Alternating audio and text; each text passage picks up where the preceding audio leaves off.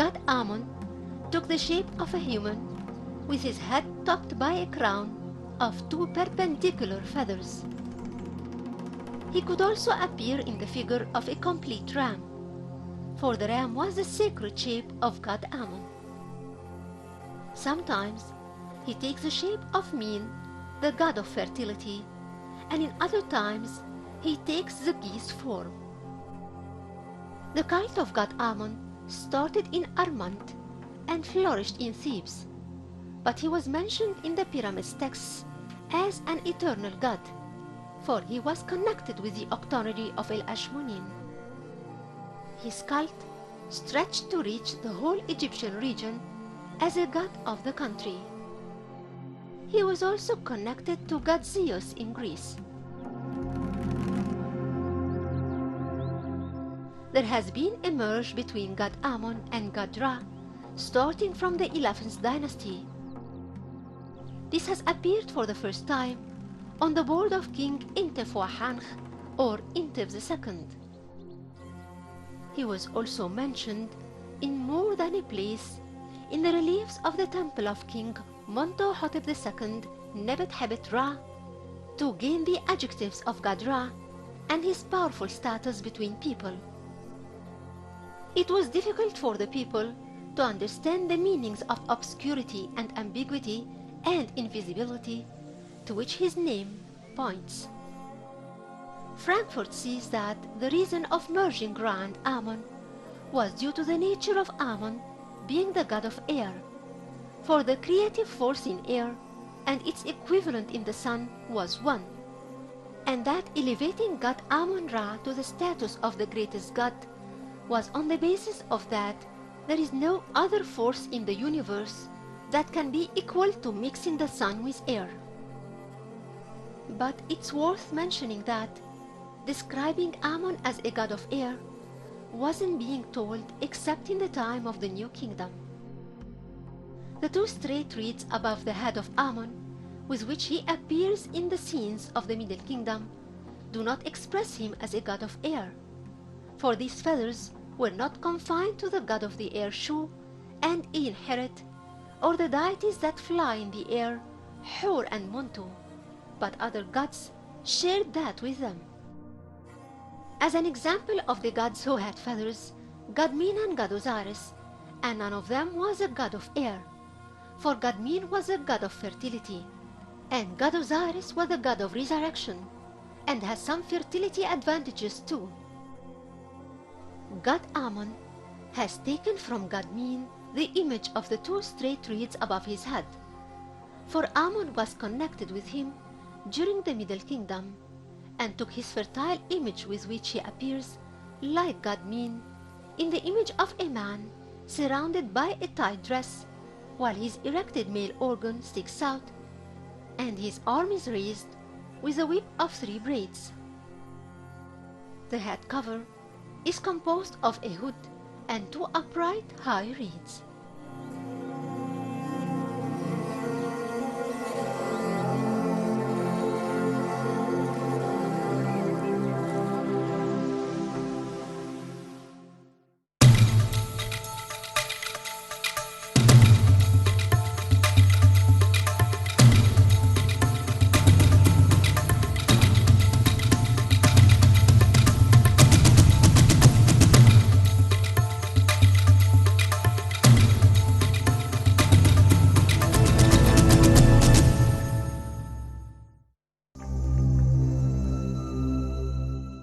Ammon had a human form with a head crowned with 2 feathers standing upright, or he could be a human with a ram head.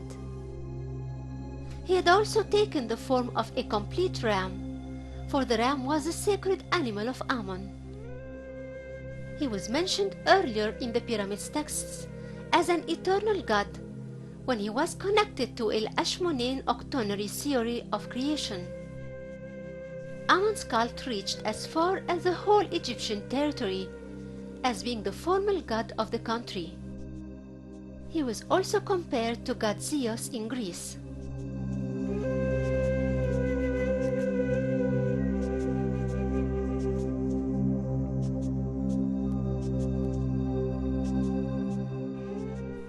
Herodotus, the Greek historian, has written that the ancient Egyptian religion has attracted the Greeks.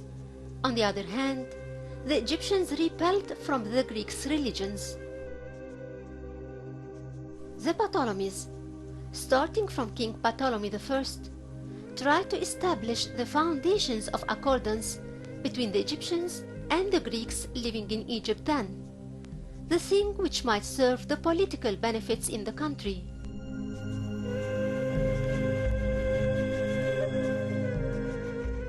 The fame of Amon's oracle in Siwa reached all the Mediterranean regions since the beginning of the 26th dynasty, which started in 663 BC and ended in 525 BC.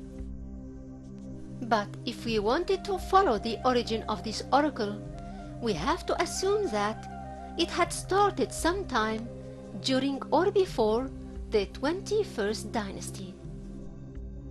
This was the time when the power of the priests of Amon and the prophecies of that god reached its peak and played a prominent role in religion and in running the government in Egypt. It's quite possible that a temple dedicated to Amon-Ra was constructed in Siwa in those days, and later it became a center for an oracle which could be depended upon. During the 26th dynasty's era, the fame of Amon's oracle became widely spread in the Libyan desert.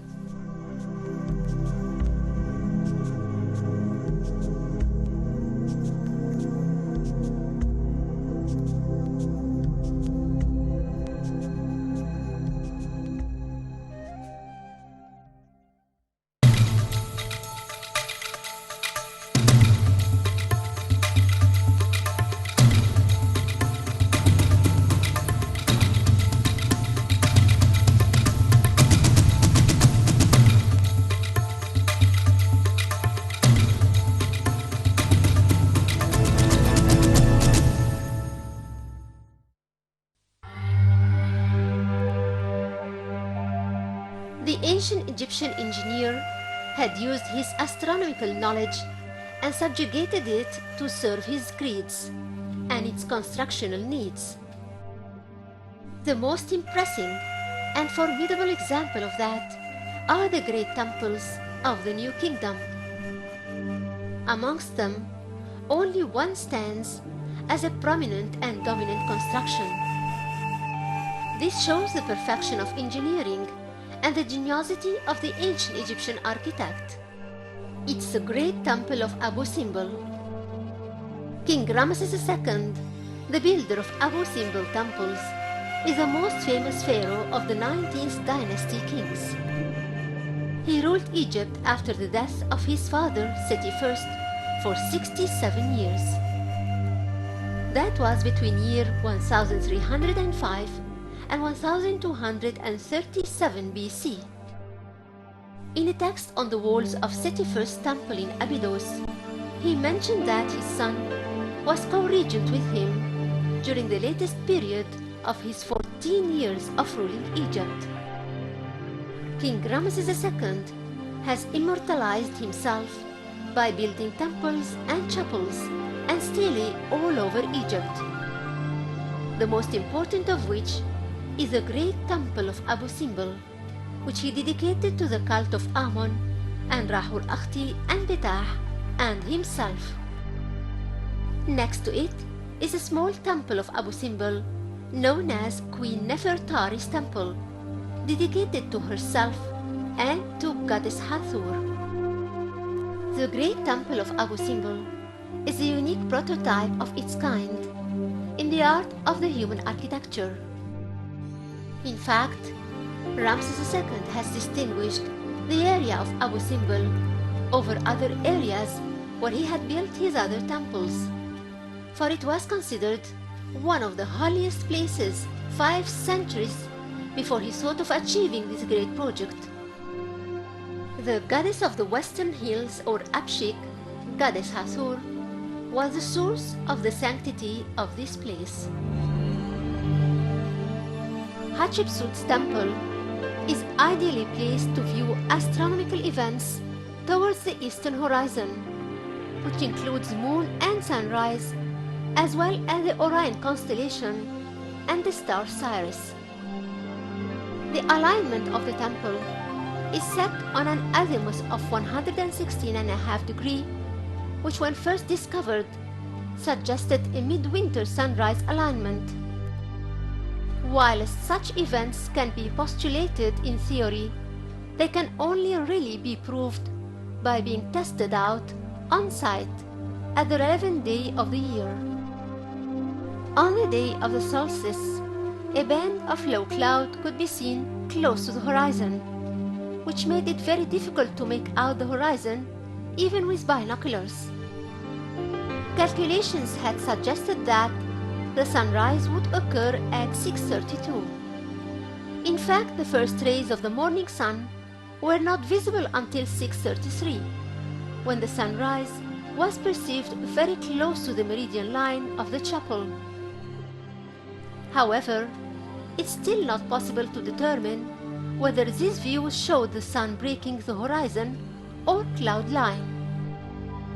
The orb of the sun occupies about half of the ecliptic at the horizon, its light in effect occupying a quarter of the visible doorway entrance. The first rays of light from the sun dramatically projected a reddish-pink rectangle onto the rear wall of the chapel. As the sun rose, the projected rectangular light image from the entrance doorway slowly moved to the right before finally moving off the rear wall about 11 minutes after its first appearance. We can now be sure that this same event has occurred annually for the past 3,500 years and will continue to do so in the future.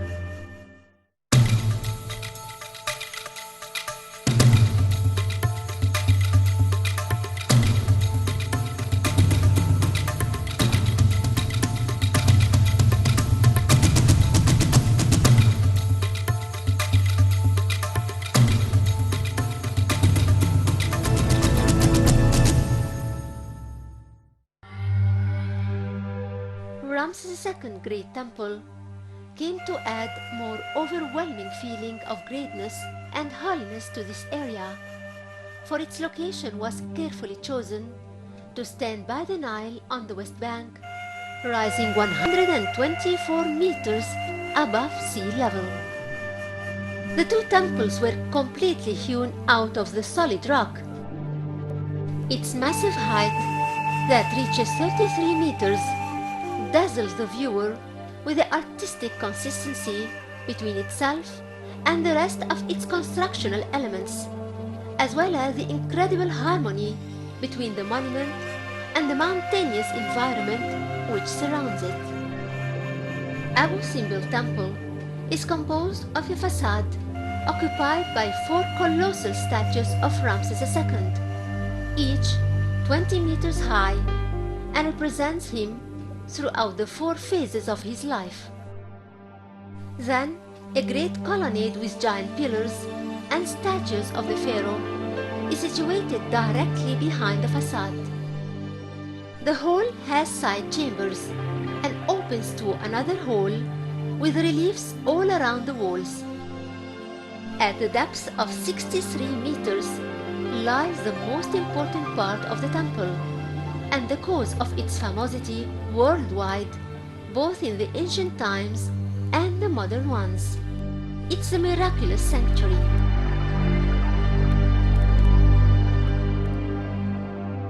In the sanctuary, there are 4 statues. The first one on the left represents God Ptah, the god of literature and art. The second statue is of God Ammon.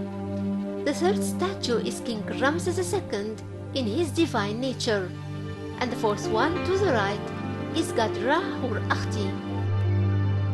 The axis of the temple was aligned from west to east in such a way that twice a year the rays of the rising sun reached the divine figures on the rear wall of the sanctuary. On the 22nd of October and the 22nd of February at dawn, the viewers hold their breath, waiting for that glorious moment when the sun bashfully rises in the sky bit by bit, steadily, focusing its rays onto the depths of the temple and on its rarest part and its most sacred one, the sanctuary. The sun then travels slowly and shines over the four faces seated there, one after another from right to left, starting with the sun god Rahur Akhti and ending by Betah, the god of art and darkness, resting on the way on god Amun-Ra and King Ramesses II faces. That miraculous view is one of the most important living proofs to the geniality of the ancient Egyptians in astronomy and mathematics, and subjugated them to serve their engineering purposes.